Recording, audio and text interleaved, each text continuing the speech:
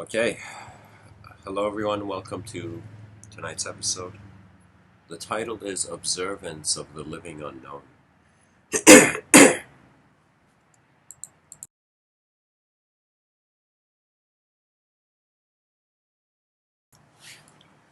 When I use the term the living unknown and when I use the term observance, those are relating to different states.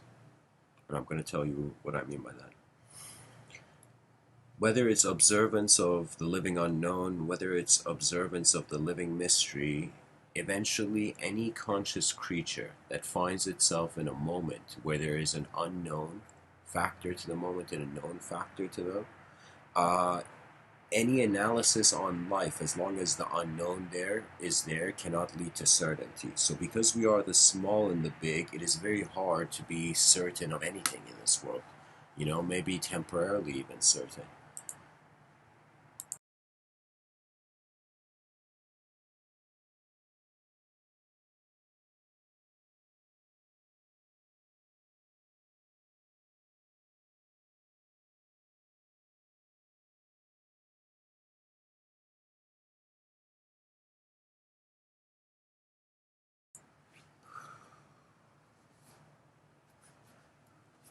I looked at it on paper, and when I looked at the sentence, the living mystery, for me, that is a relationship of the present with the future.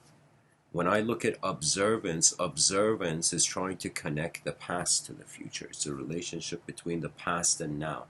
That means you can look at yourself right now in this moment and envision a value in your inner realms for yourself. For example, when I look at my past compared to who I was and who I am now, I'm like, okay, I can be kind of certain of the differences.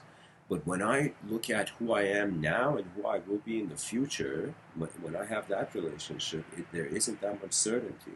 And the reason is that the past has been visible and we passed it, but the future hasn't been passed yet. And actually, a very mystical kind of feeling that comes is when you realize right now, this very moment, you are being the memory of your future self.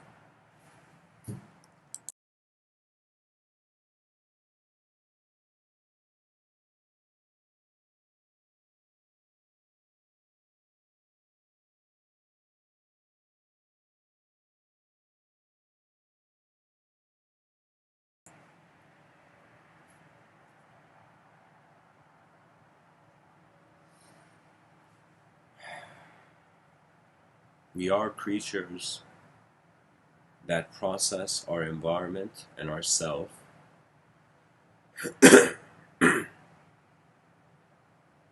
through observance. We are an animal that is observant of itself. They say something that really separates the Homo sapien from other species on this planet is that other animals don't know that they are kind of mortal. That means it's kind of strange. It's like when you look at that gazelle and when you look at that lion, you know, in that scene in the National Geographic Channel or something, you see on the Discovery Channel.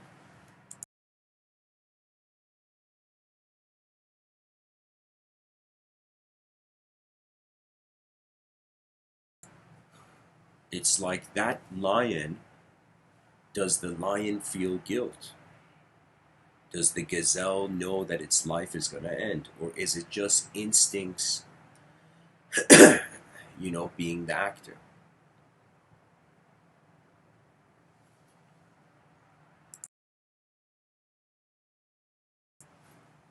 Man is aware of the environment. The imagination of animals is limited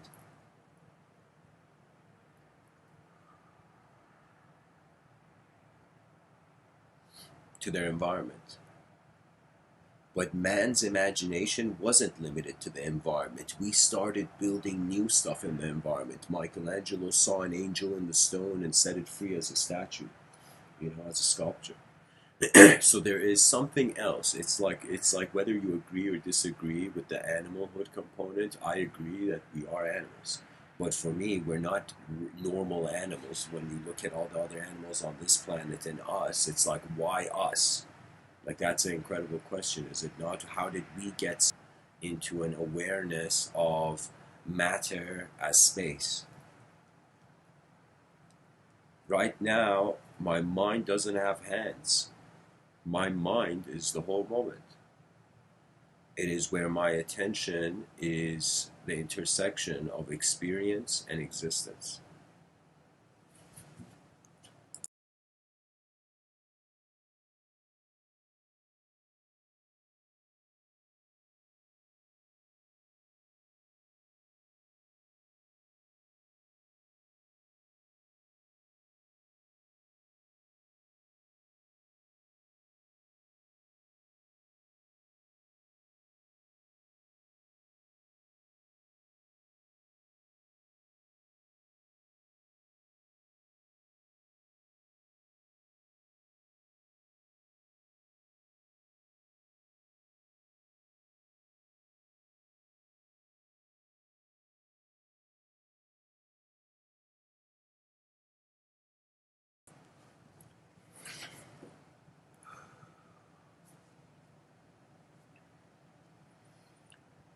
You can kind of imagine people back in the day. There was no technology. There was just simple villages. Let's think of the agricultural age, the agricultural revolution. You see, people, they couldn't ask so many questions, first of all, but they could ultimately wonder why you have control. Because when you look at nature, I found it kind of astonishing. Why is it that I don't have to think about my heart, I don't have to think about my lungs, they just happen? But why is it about other dimensions, especially in front of the eyes, the person has to kind of engage with your mind first, then engage objectively?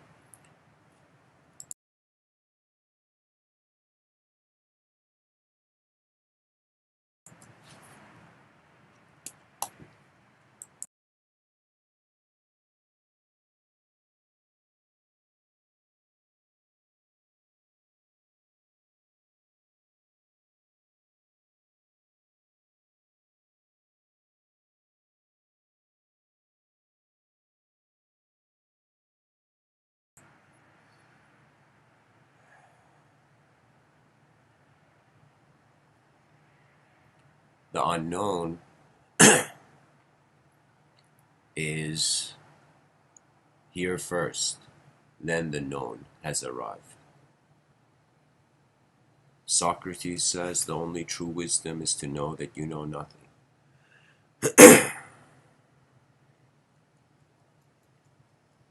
And the poet Rumi says, out beyond ideas of right doing and wrong doing, there is a place, I will meet you there. I feel that the healthiest way to engage this world, and I'm just one person in a universe of a billion trillion stars talking, but I feel that the civilization has to reestablish a new relationship with how it wants to handle the unknown.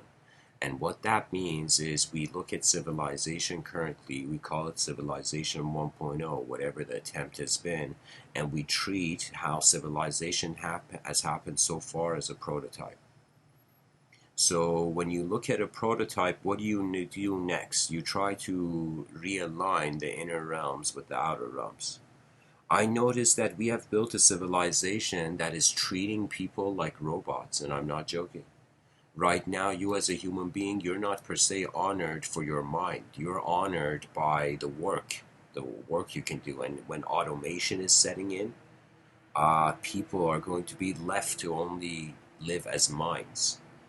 That means not only we need to kind of create a new civilization, we also need to realize that the technology is going to replace work. You see, it's kind of strange. The human being, it has to work. This universe is just a work in progress, believe it or not.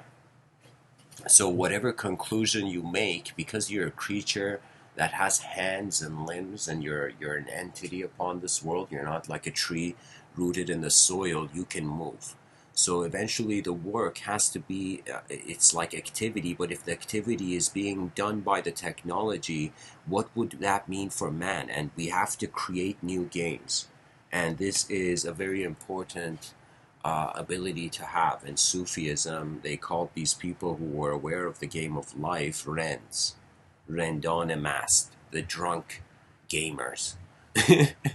That's like a terrible kind of attempt at translating it, but what it means is it was the human being who had noticed something more than the sensory, and because the person had become the observance of the game of life, observer of the game of life they were in, they could acknowledge the unknown. The unknown is not a promise. The unknown is not a location. The unknown is a return. That means imagine there is this giant and we're on its shoulder right now. All of our civilization is built on this giant's shoulder. And you know who this giant is? This giant is space. We build time because we had a space to move. Space is the elder of time. And so if consciousness emerged through space, it means it is the context. That means we are living a life that's in our conscious view right now, who I see I am and how I'm communicating to you. But the unconscious life is where evolution seems to be heading. You know, I looked at myself and I'm like, holy shit, I'm on a rock in the middle of nowhere. What do I do? And I and I realized that there you can move in many ways. You know, it's too easy always. I don't know. In life, you have an easy way of doing something, and there's hard ways. And based on the speed of where you want to go, you attempt the hard or the simple. If I'm in a rush and I'm in a situation where there's a bunch of problems, I tackle the biggest problem.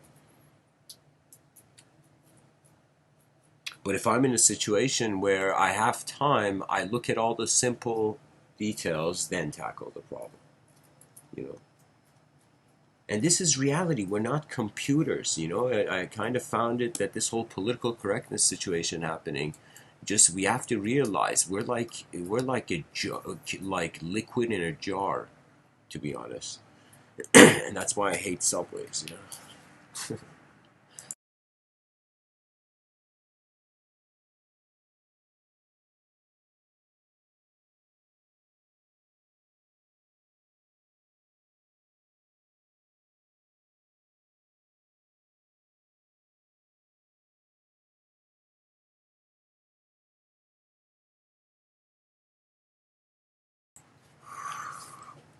We are imperfect creatures striving for a perfect life, only to realize that in front of our eyes it is you are a guest of matter, but behind your eyes phenomenology is your guest. That means the same way the person feels they are their body right now, the same way you are the awareness behind your eyes. You know, this concept of body, mind, soul, people moved past it way too quickly because some people freaked out and they tried to engage the language war. Let me tell you, it's kind of the most non-violent resolution. You see, every human being is a character in a story. And this character in the story, as it makes decisions, its known variables and unknown variables shift. That means when I come to give the talk, how my inner realms appear are very different than as I keep talking, and wondering, like with my machete going in this Amazon forest of my inner realms, wondering what is the nature of man. The system appears multidimensional, but we are still trying to just be ourselves. People are trying to be free, not realizing that the only reason they are here is because you separated yourself from the world. Right now, the concept of the individual and the collective, they're like night and day. They're like good and bad. They're codependent. So what does that mean? That means if you feel you're an individual right now, your mystery and your unconscious, the collective becomes your unconscious. If we thought we were a collective, the individual becomes an unconscious. That means if all of us were like jello beings and all this jello was like one big jello of a species, then it would be a situation where we would be collective and to be individual would be divine. You know? It's always the counterculture which harbors the unknown, which fascinates the modern generations to kind of pursue it. The responsibility of being an existential creature, especially in the human experience, is that you can navigate. So I stopped perceiving intelligence as if it's something that could be measured. I noticed intelligence is how much you've seen reality as it is and how you pilot through it afterwards. Because when you want to look at your inner realms, when you want to wonder if you want to justify life based on your own eyes, you can justify it in any way. I could just look at a, iced tea bottle and feel like the whole universe is inside an iced tea bottle, Like I could justify the inner realms in any way I want, but it's the outer realms that makes me kind of just honor my inner realms, then go see what the outer realms has to offer. When we forget the spirit of exploration, we get lost in habits that lead to decay. That means if somebody asks you what is the new, what is novelty, I'll ask this as a question. Anybody who wants to answer can.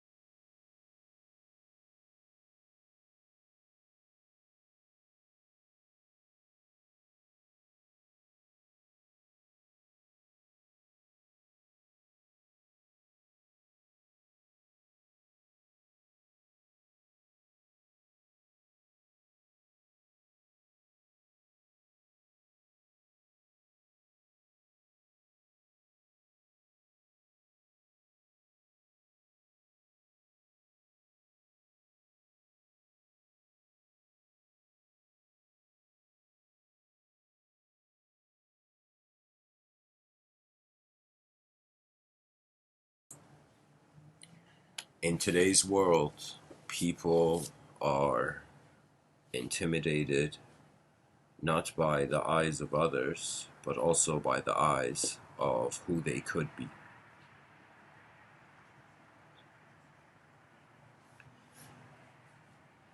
In 2011, I was on a rock in the middle of a river. A question, a life, transformative question came to me. And that was, who is looking out of your eyes right now? Who is within this sight that thinks it's a human being with a name? And so the mystery of the mind, the unknown, came to my attention. And that was the first time in my life where I no longer wanted anything from life. I just wanted to see what is going on, you know? And when I say wanted to see, it was through inaction. So it's kind of like when you don't command life, you may hear life's commands. The most important thing is to open the ears of the species to its potential. Everything has dormant potential. Anywhere you go, I have this view, guys, that any person who has a problem, if you literally sit down and keep looking at the problem and wonder why it's there, as if, why is this problem in this moment right now? when you look at a problem, your mind is trying to see different angles of the same reality. I think we take it for granted that behind our eyes the world is moving in multi-dimensional ways, but in front of it, we externalize the inner realms and the outer realms through a certain way, you know. Unless, I don't know, a person could write, talk, uh, dance at the same time. Like, I feel there's an ineffable dimension to human experience that can't be defined by existential phenomena. And the way it seems to work is that it's like all psychology throughout history has been divided between the observer of phenomena and the phenomena being observed. And the phenomena for now for our species has been classified between objects and subjects. And so that when an object becomes more dynamic, it becomes a subject. When you throw a ball across a field, you kick a ball. Let's say there's this technique I would do when I was younger where it's called the Rabona. And I remember I was in a park and I did this with the soccer ball, and the soccer ball hit the crossbar, and this guy came running, shouting. He's like, "Hey, can you do that again?" You know. And I was so not confident in that moment. I was like, probably not.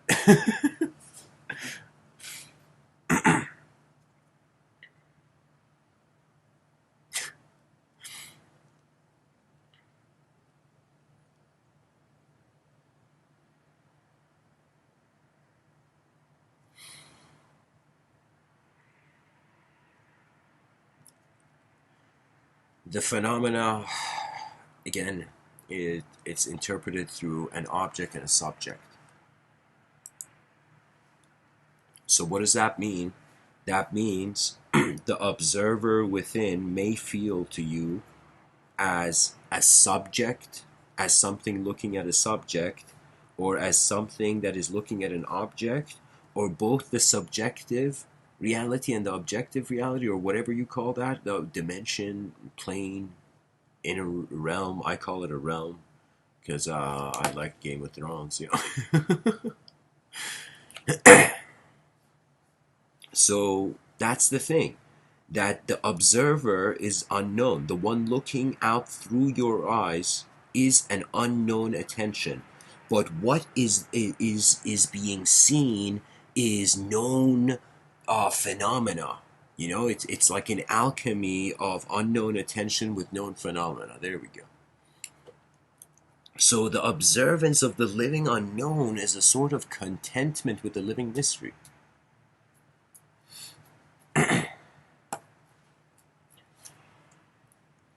So, guys, welcome to the chat section. Affluent for you says, it's all been done before. We live in history. That's the thing. I mean, I don't feel it can be ever done because we are the new. Do you see? That means I do understand that there's patterns in history and we might feel like we're advancing civilization and how cool, but when you look at it from like the Andromeda galaxy, it's like such a small advancement. It's not even an advancement beyond the atmosphere. You see, it is true that history repeats itself. But I feel that before we have time, there is a relationship with the space that is neither an object or a subject. It is unknown. Call it experiencer if you will, call it whatever.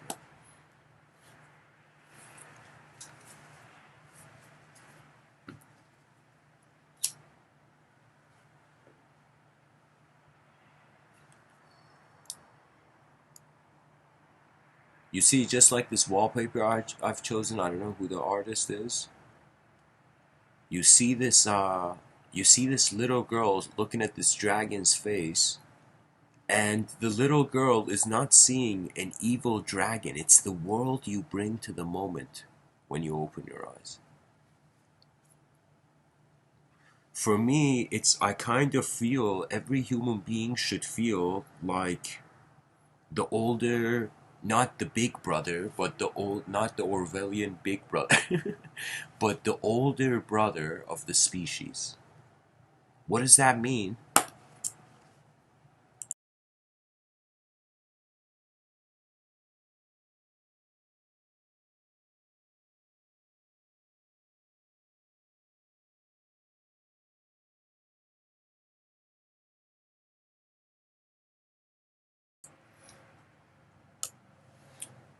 It means you don't, uh, or let me, I don't know how to say it. I don't know, guys. I just feel we're 8 billion creatures on a rock in the middle of space. When we feel 100% certain that we know something, there is an inner stress because deep down we know that it's too big to be known. Because it's too big to be known, that means knowledge is as necessary as your survival commands it.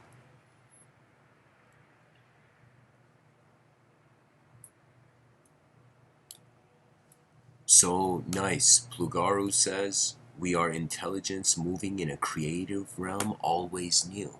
See, that's a good approach, Plugaru. Honestly, there is no one way to climb a mountain.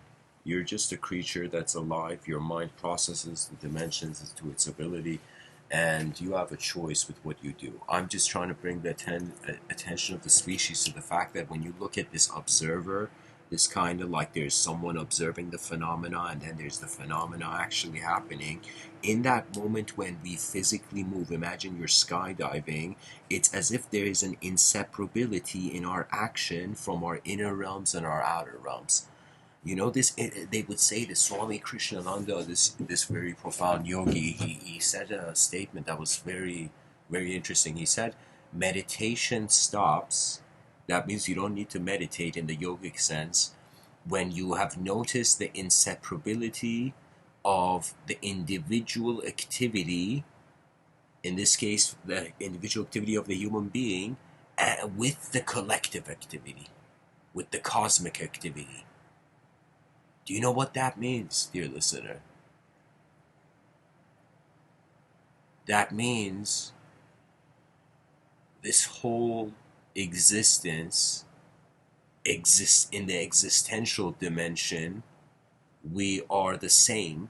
In our experiential dimension, we deviate. And when I say existential dimension, we are the same, not that everybody's existing in the same way, but we exist. Do you see? That means you can't go to someone else and be like, yo, I exist more than you. you can't, you can't existentially. There is a strange equality, equanimity with it. For me, sometimes in life, when I stop doing the wrong thing, I feel right. But sometimes, when I do the right thing, it's like it's some moments of my life, I gotta really put the pen to the page. That means look at the moment in you.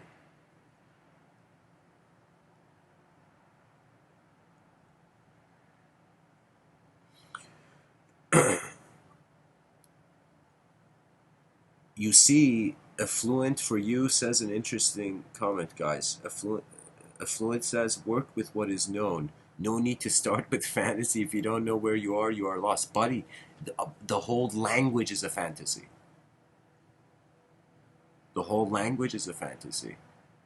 What does that mean? That means just like how we discovered fire at some point, we discovered that we could connect symbols to phenomena and treat that phenomena as if it's the symbol whenever we see it. You see, so I'm telling you, it's the unknown is too big.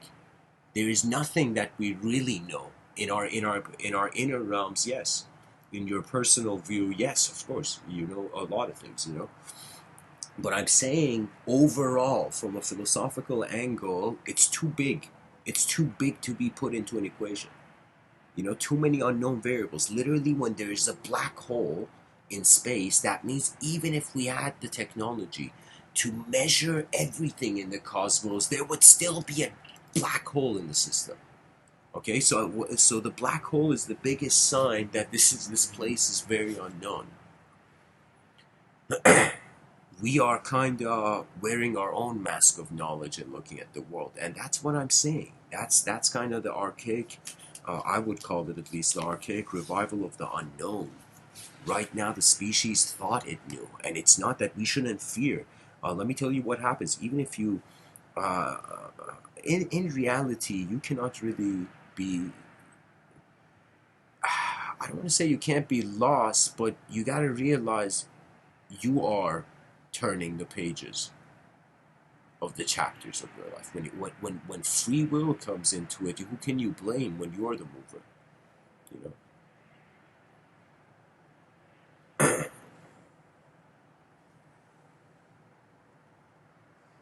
You know, Christopher Columbus, even though I feel like this is an argument that can be made, that Christopher Columbus was on, like, he was literally, probably, he broke the Guinness World Record of being on a boat the longest or something. Who knows? But the dude was on a boat. You know how your psychology gets messed up when you're that long in a boat? So when he landed on like what he thought was India, the new world,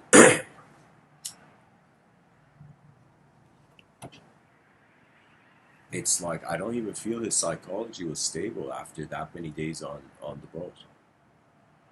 But anyways, there was the unknown, and imagine being. I remember some. I think it was in some article that I read that if they said that actually um, was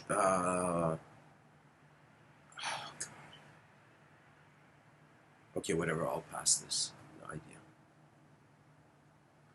I'm just saying, like, when you're in a journey, when you're in the middle of the journey, you can't expect to know the destination. When you climb Mount Everest, you can't just take one step and be like, "Where's the peak?"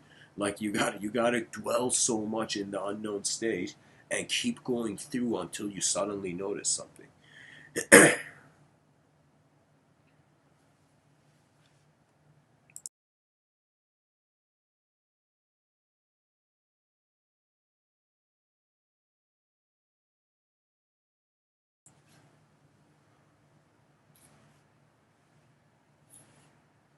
The unknown is exciting. I mean, think about all those people.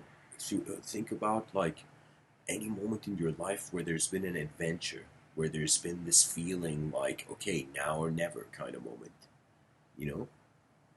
So in those moments, the unknown is maxed out.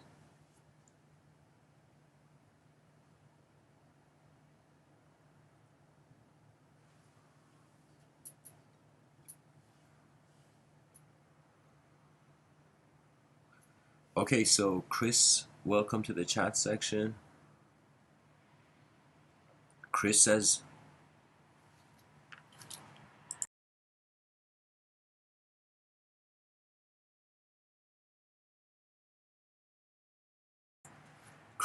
what do you think about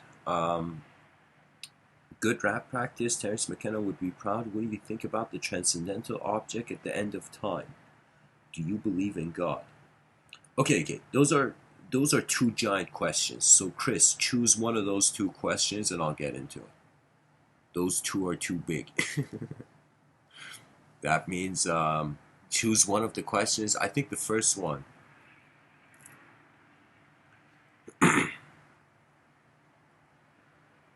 Here's the thing, Chris. I'm gonna tell you. I'll give you an answer. You say, do you believe in God? I don't believe in language. What does that mean? That means I don't feel people are thoughts. I don't feel we are our thoughts. I feel thought is something evoked that arises in the moment and you associate with it. So I would tell you I don't believe in a concept, but when I notice that there's experience, there is an unknown experiencer, and it reaches a point of its own inseparability, I treat this world as alive. I feel the whole universe is alive, but I don't conceptualize it. That's what I'm saying. So no, I'll give you the answer. No, no, no. It's not that there's a difference. It's that Based on the quality of the answer I can give you, I gotta first build the context so you kind of understand what I mean. But I'll tell you this: I don't believe in language. I don't believe language can contain truth, but I believe the truth looks at the language.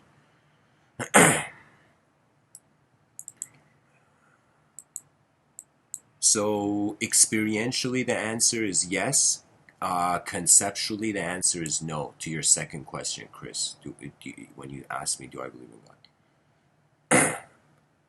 Chris says, what do you think about the transcendental object at the end of time? Guys, I believe no. You gotta hear it from my tone, how I'm saying it, because I'm using language right now. But I treat language as a technology. I don't treat it as reality, the ultimate reality. Do you know? So that's what I'm saying. I kind of stepped out of language years ago, and I've been aware of that. I call it when you notice that you have an experience that can't be put into concept, into language. Then you realize you're not a creature of thought. Now, the first question, Chris, is a great question, and I gotta be honest. I mean, I gotta brush up on how Terence McKenna spoke about the transcendental object at the end of time. This sort of, I think he suggested it as the whole universe crystallizing towards complexity and towards novelty. That means novelty is like a result of us being attracted to this transcendental object at the end of time. Now, I feel what Terence McKenna was perhaps noticing with that statement was that if we consider three-dimensional space and we consider time to be the fourth dimension, what does that mean? That means imagine yesterday you were at the same spot and today you're at the same spot. Okay, so what separates the entrance into at two different times into the same three-dimensional space is time. So time is the fourth dimension. Now, Terence McKenna is saying the transcendental object at the end of time. He is saying there is something moving that is causing. Because Terence McKenna, at his core, he's a shaman. That means he realizes the universe is breathing in an unknown way. That it's like when the world is alive for you, anything that's alive you communicate it. The 8-year-old child thought the teddy bear was its best friend. The child communicated to the teddy bear, you know. The shaman suddenly realized the world is alive, and it actually was, because nature is different. Nature is alive, but not as an intellectual. These trees are not standing like intellectuals, you know?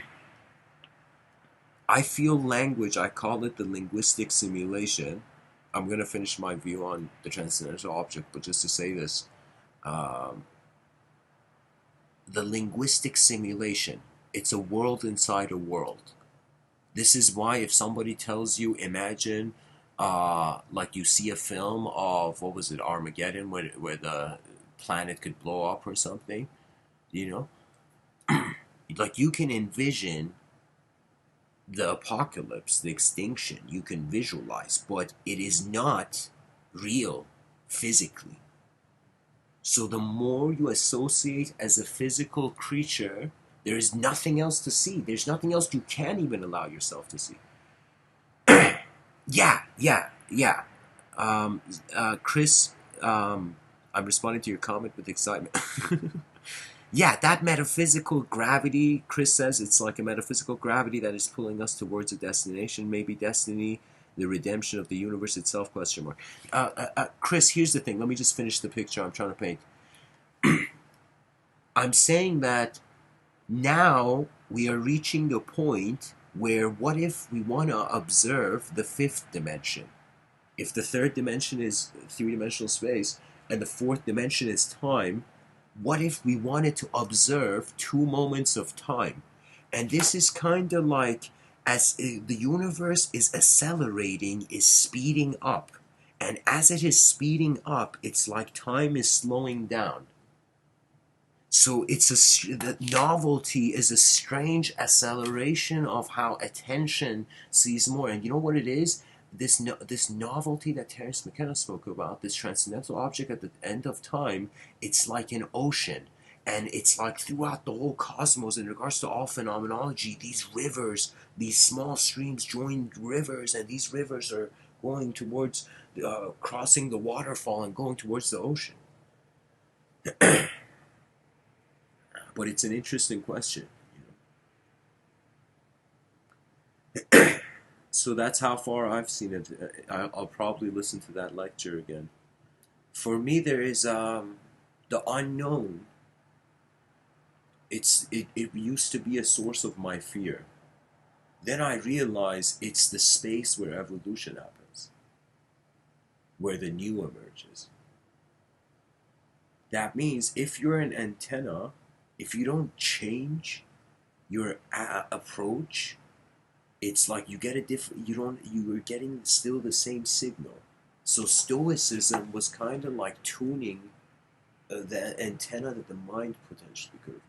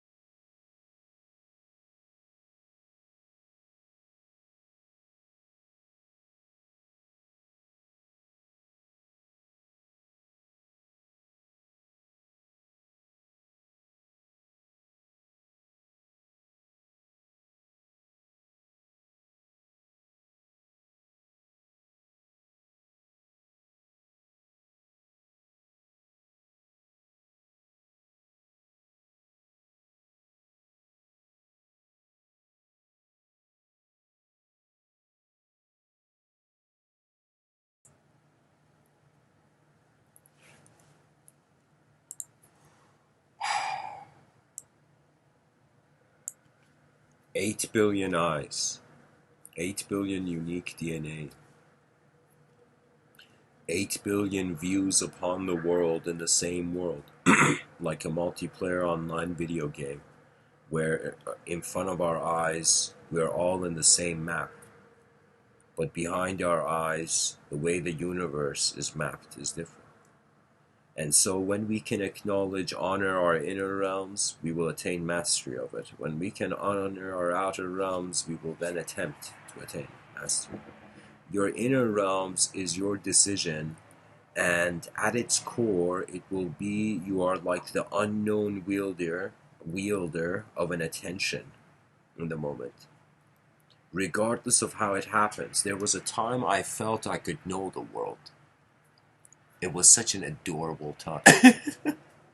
But when you see that the unknown is alive, and that is my attempt with these talks, because I noticed that when Friedrich Nietzsche was so smart, guys, was such a genius, Friedrich Nietzsche, this German philosopher, that he gave a warning.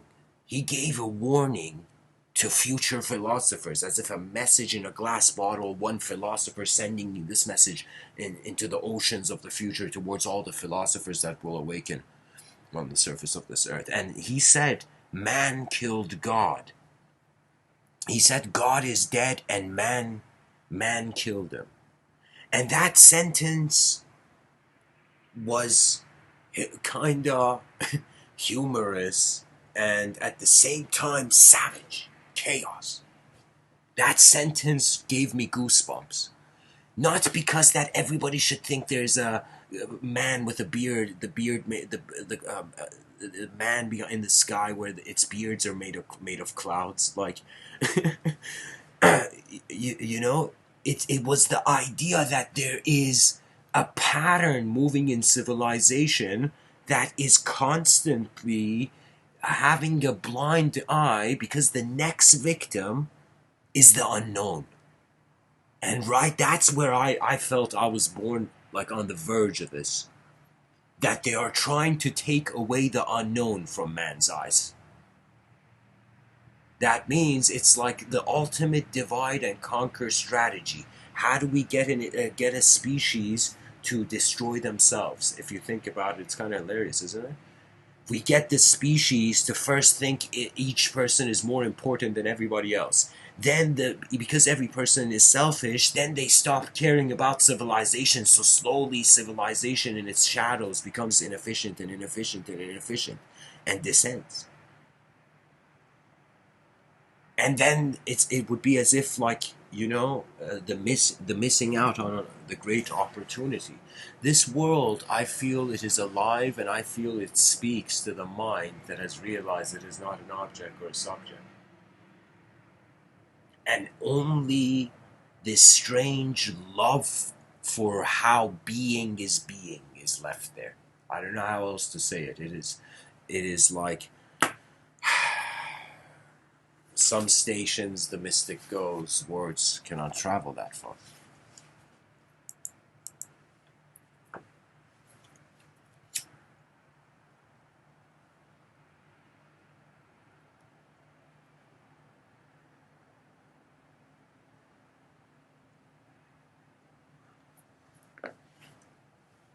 So guys, Chris says, what would create the best kingdom for mankind?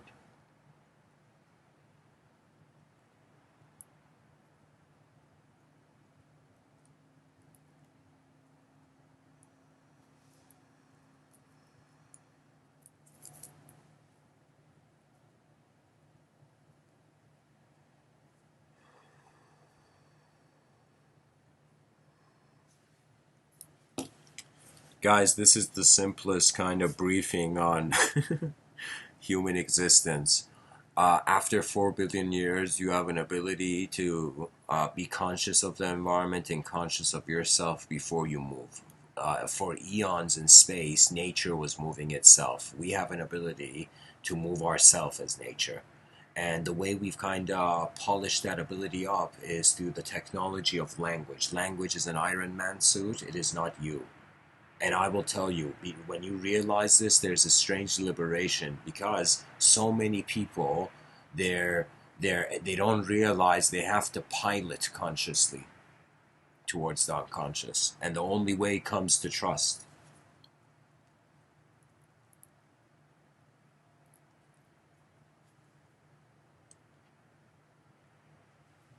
I mean, honestly, what else can you do? Every day happens once. You can either trust the moment and go forth, or kind of like let the candle melt where it began.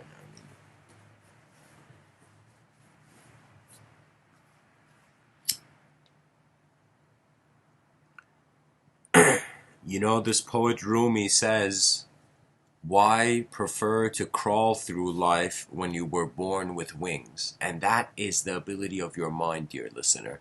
Your mind is the space of your possibility. Your mind is where you get access to whatever way life has been processed by you.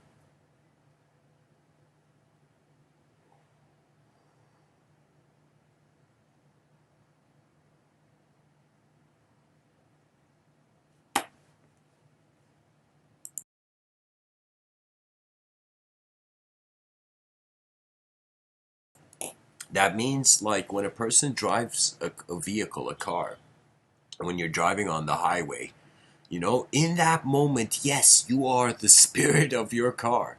You are the pilot of the intelligence of your vehicle. When I speak, I realize I'm responsible for these words, to share them. Uh,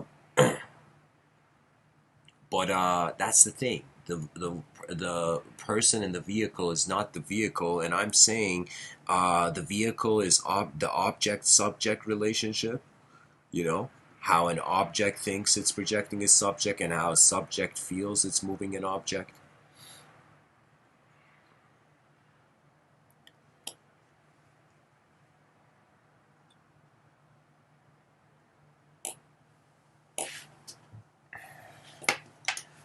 Effulgent for you. Can I ask you to elaborate on the last sentence you've written here on the chat section? And Chris, yeah, Maslow's hierarchy of needs, I speak about it. I feel that the peak of it, though, is the beginning of another triangle, though.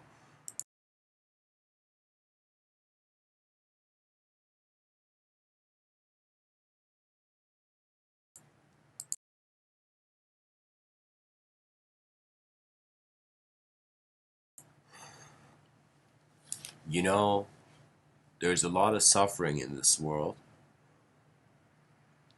and when we feel we have to know all of it, that does lead to a strange suffering as well. It was a strange day. I, I remember asking someone, I'm not gonna name who, someone close to me though. I remember asking,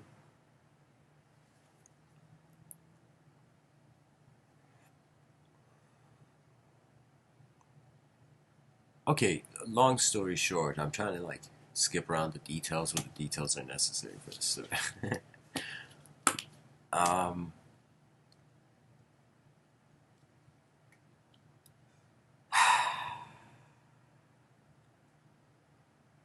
someone once said that someone once answered when they were asked, what would you do? What is your approach to death?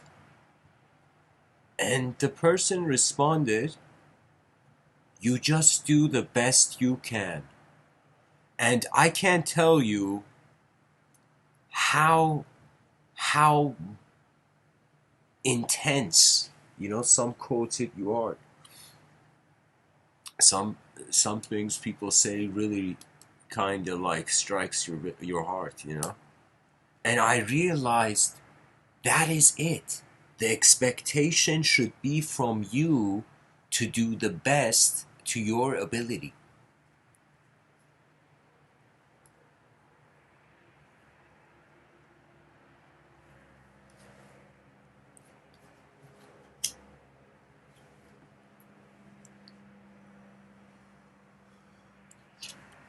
We have to usher in a new paradigm, a new renaissance of advanced communication. I've called this the multidimensional renaissance. It is what intellectual culture all around the world is waiting for. They are not waiting for presentations of the past. They are waiting for exploration. Educational system should be like the Night's Watch. Like just put, like metaphorically, I'm saying, like it should be like the Night's Watch, where certain, there's also, scouts sent to go see what's beyond the wall, and that's really fascinating. Everybody in the world and all these entertainment industries, they're trying to figure out what should we do for content? What should we do for content? Not realizing that every subject, every object can be perceived in endless angles, especially with the mind. The mind is like the multidimensional context provider.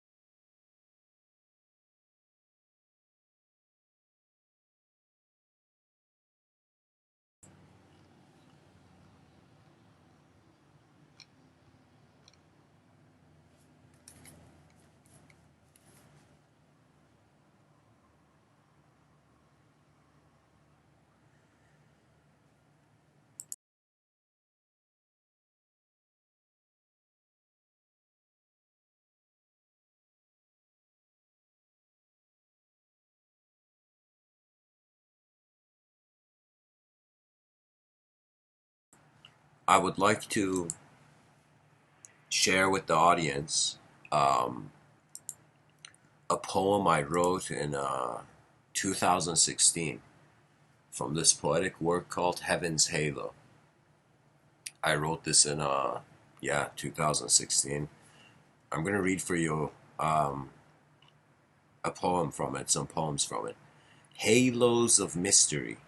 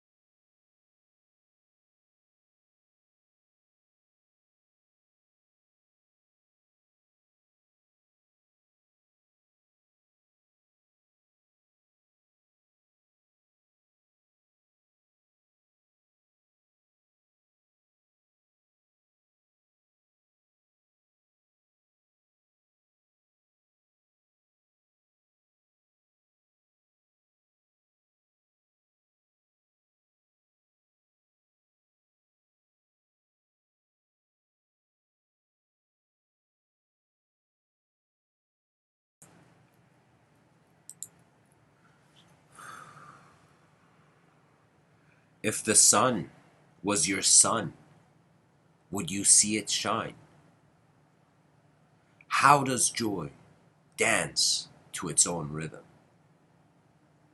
Every moment of hope transcends the fear of ignorant men.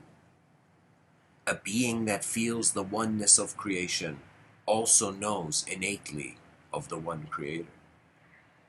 Are your two eyes seeing the same? What gives sickness a chance to idea?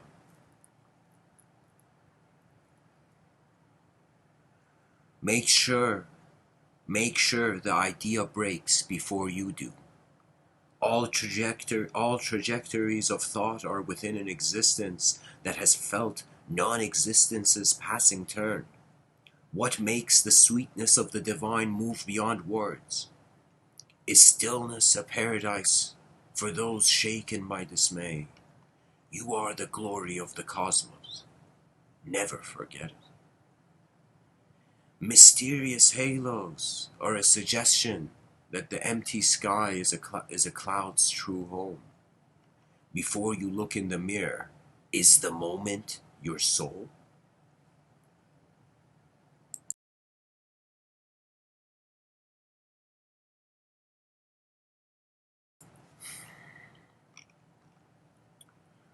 The next poem is titled Consistency's Death.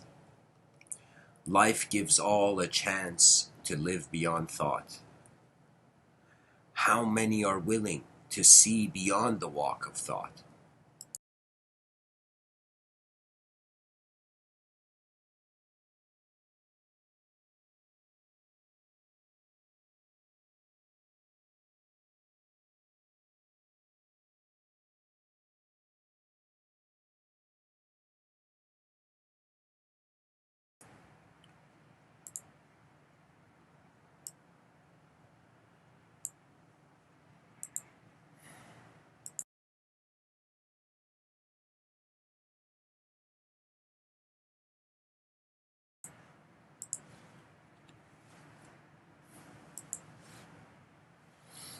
When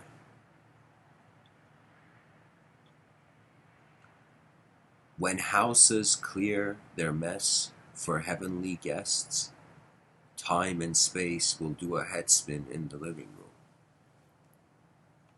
Can a breakdancer break the ego as she dances? Primordial awareness is a gift of the joy of the compassion of an omniscient one.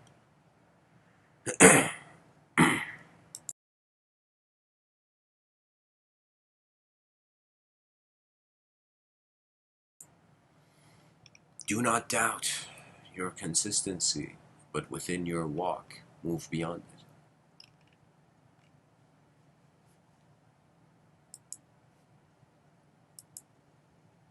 The urge of the beyond, it strikes every human being.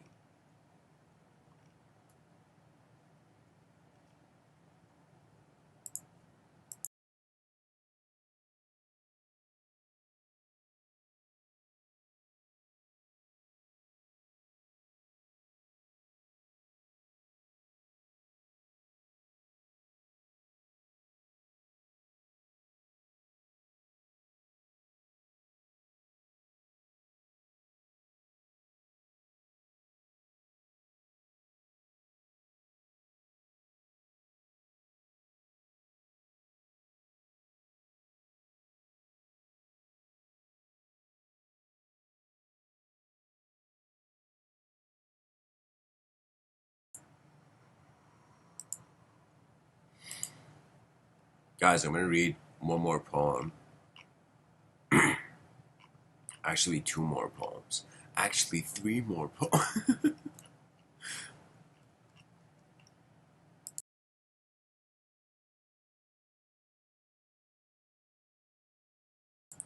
By the way, these poems can be found uh, online. Lilies and Lions. It's from this poetry work again from 2016 called Fear of Living. Some absent roars. So the poem's called Lilies and Lions. Some absent roars cannot wait to leave the lion's throat. Can you get off the chair stuck in your fantasy? Can you get off the chair stuck in your fantasy? For reality does not wait to be found. You're not suffering from an eclipse, for the sun has never lost the Heavenly Father's gaze.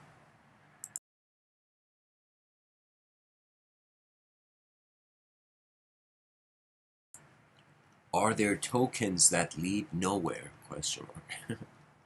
For some lions will roar to death to see a lily live. The growth of the world never needed names.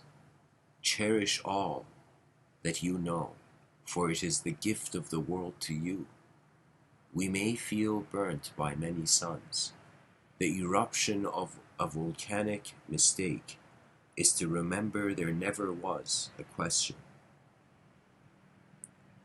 The constellations have become my consort.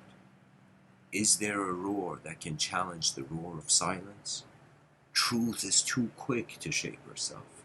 She shall wink at your heart to see it was you that broke it. But the precious gift is not a game. You are playing with the cosmos.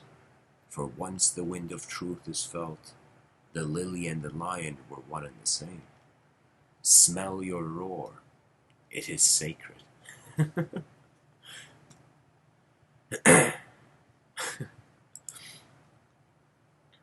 So anyways, guys, that was the poem segment of the talk. One last thing before I end off. Life is unknown. We shouldn't fear it. That unknown is the space for really all creative endeavor. For me, there was something about the generals of long ago that these generals would look at the battlefields and disadvantages weren't disadvantages if the general was smart.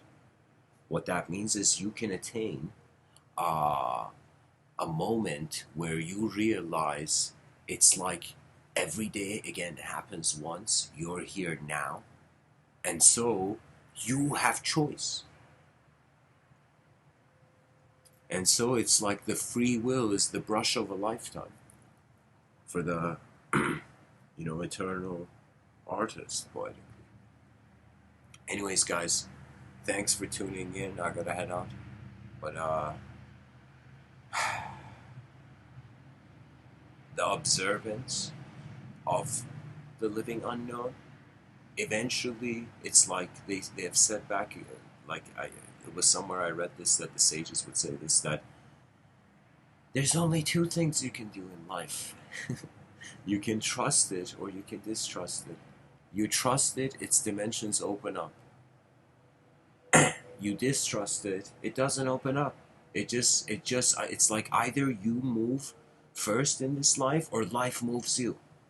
So there's in either way, there's nothing to fear. It's just you have an opportunity, you can use it. You see, it's like that's the thing. It's all for how advanced we can see. It's like this philosopher on an exam, he put a bonus question, and the question was why question mark. And all the students gave different answers. Some of them was like, yo, because of the Big Bang. One of them was because of God. And the other one was because I want to, it's like whatever. Different answers, different eyes on the planet giving different answers. But, you see, only one student got it right. And the teacher in the class asked the student to stand up and share his answer. And the answer to the question why question mark was why not. So it's like we are living in the potential of an advanced civilization. The next step is to trust reality and build it through. Anyways, guys, thanks for tuning in. I hope this episode was helpful. Much blessings and awesome.